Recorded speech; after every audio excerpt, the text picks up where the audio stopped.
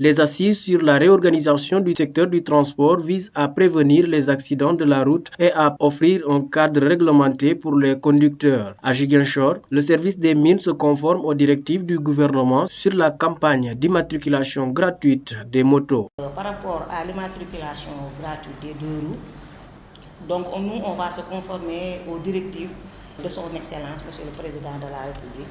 Par rapport à l'issue du Conseil des ministres du 2 mai 2024, le gouvernement a décidé d'organiser les états généraux de transport public en vue d'asseoir les consensus indispensables à la transformation rapide et intégrale du transport public au Sénégal. Donc de ces assises résulteront donc nécessairement de nouveaux mécanismes de prévention des accidents de la route, ainsi que la lutte contre l'insécurité routière. À l'issue de ces assises, Monsieur le Premier ministre nous avait instruit à travers une circulaire le 13 décembre 2024 de procéder à l'immatriculation gratuite des deux roues. Après cette circulaire, une note de service a été déclinée.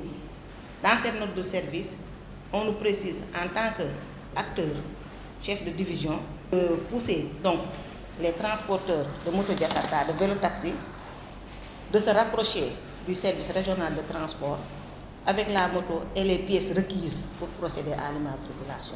Ces pièces requises sont donc le CMC, la déclaration douane, l'acte de vente et les 2 photocopies légalisées des pièces d'identité de l'acheteur et le vendeur, c'est-à-dire l'importateur.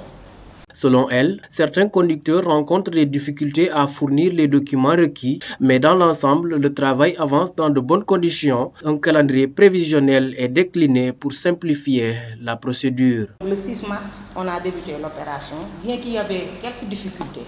Il y a eu de nombreuses versions, mais on peut citer entre autres le problème lié au CMC.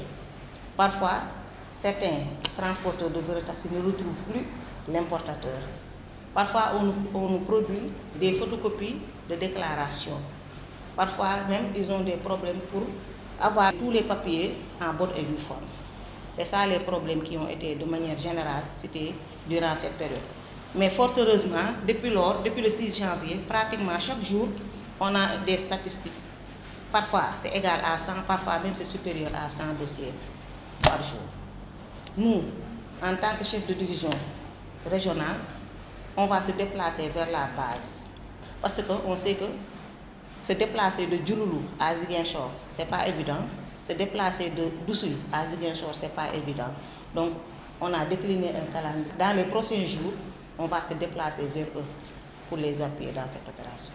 Les frais, c'est uniquement, comme je le dis et je le répète, c'est uniquement 28 000 francs. C'est-à-dire la carte grise et la plaque. Il n'y a pas d'autres frais à payer. Trouvé sur les rangs pour la procédure d'enregistrement, Moussa Diémé, conducteur de taxi moto Jakarta, invite ses collègues à faire de même. Comme vous le voyez, chaque région doit avoir un règlement bien déterminé. Le gouvernement a décidé de mettre les motos de roues en règle. Donc nous sommes aujourd'hui ici présents, faire immatriculer notre deux roues. Donc dans l'ensemble, c'est pas difficile. Hein? C'est pas difficile. Je peux vous dire c'est pas difficile.